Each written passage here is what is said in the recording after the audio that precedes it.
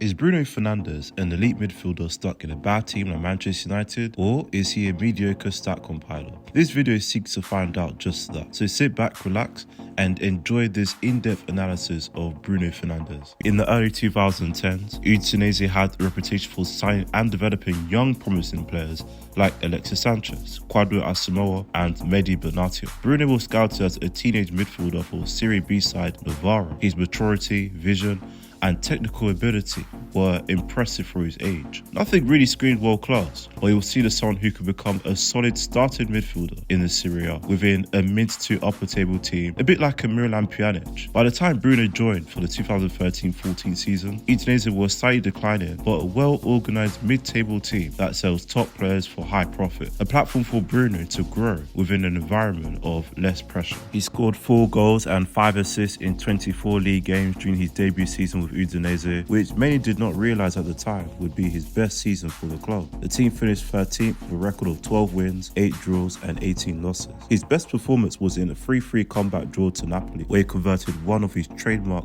long-range strikes. He wasn't a key player and didn't receive regular playing time, but with the mentorship of Antonio Di Natale in ball striking, position and decision making, he was a promising prospect. By the end of the season, Udinese's manager of 4 years, Francesco Guidolin, would step down and be replaced by Andrea Stramacchioni. To start his second season with Udinese, the club sold key midfielder Allen to Napoli. Bruno will score just 3 goals and 2 assists across 31 league appearances. That season, the team finished 16th and narrowly avoided relegation with 10 wins, 11 draws and 17 losses. Bruno was still in his development phase with notable struggles with consistency, making tactical adaptations and defending. In their 4-0 home loss to Lazio and 1-0 home loss to Genoa, Fernandes had minimal to no impact on the team's creativity or scoring. In defensive formations against stronger teams like Juventus or Roma, Fernandes looked exposed when pressed or required to track back. Udinese decided not to extend Andrea Stramacchioni's contract by the end of the season, and Stefano Colantuono was appointed as head coach for the following season. The club went into the 2015-16 season hoping to stay up in the Serie A and maybe aim for a mid-table finish. Bruno Fernandes was still seen as one of their most exciting young talents, but there was growing pressure on him to start making a bigger impact, whether through goals, assists, or dictating the tempo in midfield. In the end, they barely survived, finishing 17th and avoiding relegation by just a single point. Bruno managed 3 goals and 4 assists in 31 league games. His overall involvement was solid, but his efficiency wasn't quite there yet. Not too surprising for a young midfielder still finding his feet. But what really stood out though was his relentless work rate and defensive effort. As a team though, things were rough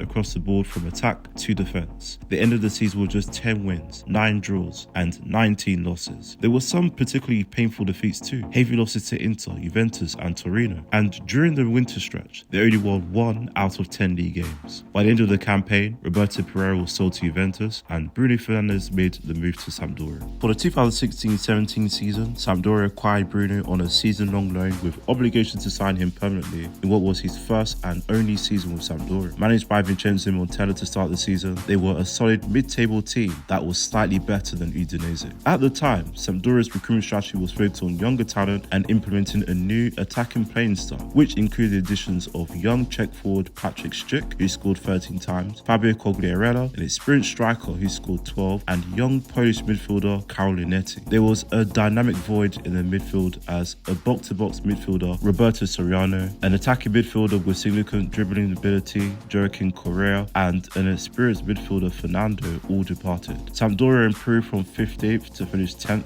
with the addition of Bruno Fernandes. They were an average team, incapable of challenging the top clubs in Italy, but weren't in any relegation danger. To start the season, they lost to Cagliari at home 2-1, then defeated Atalanta at home 2-1. Against Torino, Bruno scored twice, resulting in a 2-2 draw. Bruno scored 5 goals, which was improved on his scoring at Udinese, and maintained his assist count at 3. Overall, the efficiency was moderate. For the 2017-18 season, Sporting CP Lisbon acquired Bruno Fernandes for an €8.5 million fee to fill the need for a creative goal-scoring midfielder, following struggles to reclaim domestic dominance and to boost their competitiveness in European competitions. From defence to attack, they were a well-balanced team. As a sign, he was considered a player with promise, but not an elite-level prospect with world-class potential. His first season will be his best season with Sporting CP, attaining 24 wins, 6 draws and 4 losses to finish third in the Premier League. Bruno would also win Player of the Year that season, providing 8 assists and 11 goals in the league. Despite the admiration, he was not the team's best player because Sporting striker Bas Dost was the league's top scorer with 27 goals, and his stats were not league leading. He struggled to control the game's tempo, as evidenced by his long passes that resulted in possession losses, his lack of discipline on defense, and his high but inefficient long-range shooting volume. Meanwhile, the team underachieved and finished third, largely because they drew or lost games that they should have won, like their 0-0 draw at home to Porto, their 2-1 home loss to Vitória de Setúbal, which eliminated them from Champions League qualification. They beat the same team to win the Taça de Liga final on penalties, but lost the Taça de Portugal final to a low division team in Desportivo das Aves. They were also eliminated by Atletico Madrid in the quarterfinals of the Europa League. Bruno was an inefficient, high-risk, high-reward player that made high-risk decisions. Sporting had another underwhelming start to the 2018-19 season with 10 wins, 3 draws and 4 losses, but their record improved to 13 wins, 5 draws and 4 losses to end the season third in back-to-back years. Bruno won back-to-back Player of the Year awards, except this time it was deserved. He was Sporting's leading scorer with 20 goals, breaking the club's record for goals scored by a midfielder in a single season. He also became the highest scoring Portuguese midfielder in a single season with 33 goals in all competitions and the highest scoring midfielder in Europe. He topped that with 13 assists across 33 appearances in the league. But it wasn't enough, as Sporting were eliminated from Champions League qualification and suffered defeat to Villarreal in the round of 32 of the Europa League. In Bruno's final season with Sporting, they won 18 games, drew 6 and lost 10 to finish 4th in the league without winning any major domestic or European trophy. They didn't start the season well with just 3 wins, 2 draws, 2 losses and were outside the top 3 by the end of December. By that time, Bruno Fernandes would transfer to Manchester United, and with his departure in the second half of the season, Sporting gradually improved, especially the appointment of Ruben Amorim as manager. Whilst he made an impact immediately at Manchester United in terms of their hopes to attain Champions League qualification that season, his turnovers and high-risk passings continued to be a problem, including defending, dealing with tight marking and overall consistency in away games.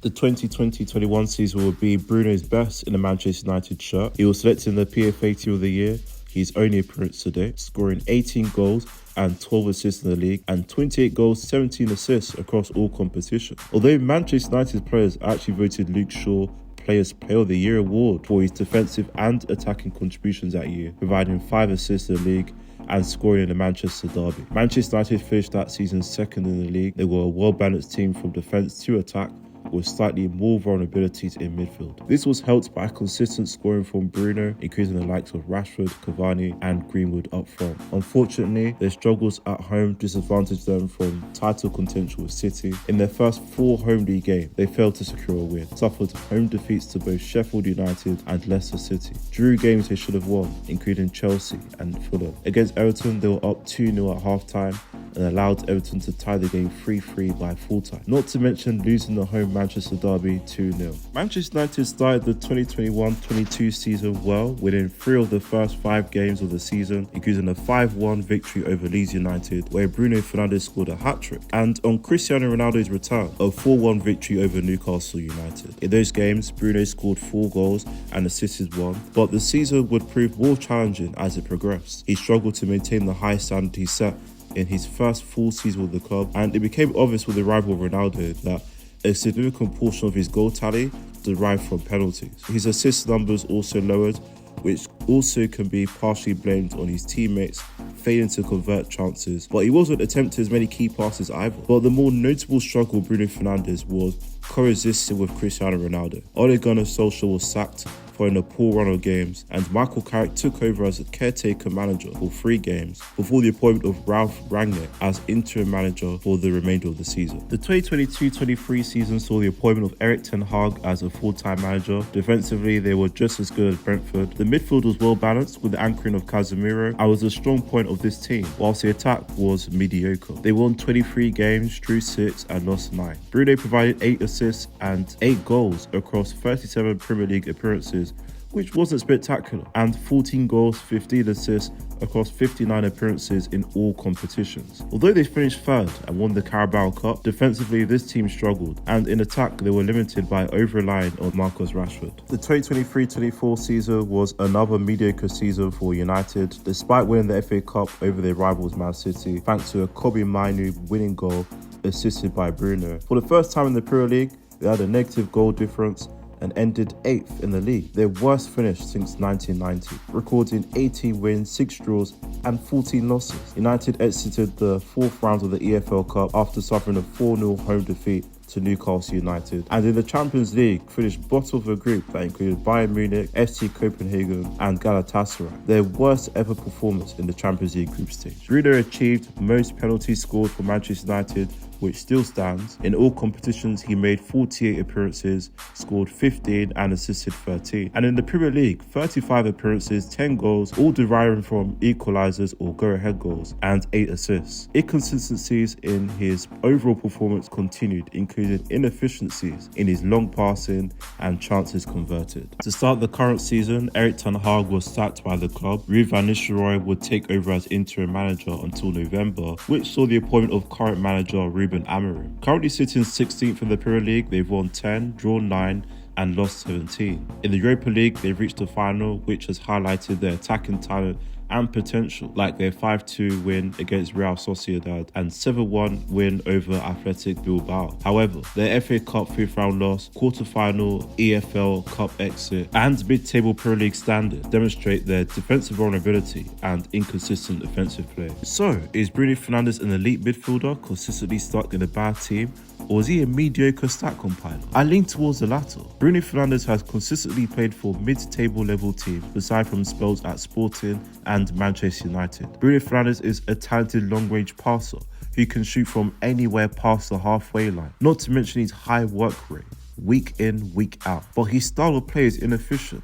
and ultimately high risk, high reward, which is partly why his stats and Manchester United's attack is so inconsistent, and his goal outputs are inflated as most of them derive from penalties. Defensively, he's often out of position, which creates more vulnerability for an already leaky defense. In Bruno's defense, Manchester United have limited his potential. He has had the unfortune of unstable managerial and tactical setups, and this is why I don't view Bruno Fernandes as elite. He has flashing moments, but the true elite midfielders are able to elevate teams or control the tempo in big moments consistently, rather than depend on players around them to attain success. You don't get that from Bruno Fernandes. Bruno fans love to blame Manchester United's system, but he's always been surrounded by the most expensive talent, and he couldn't coexist well with Ronaldo. And yes, he may go on to win a Europa League against a shocking Tottenham Hotspur team, but people will not forget that this team finished 16th in the Premier League this season.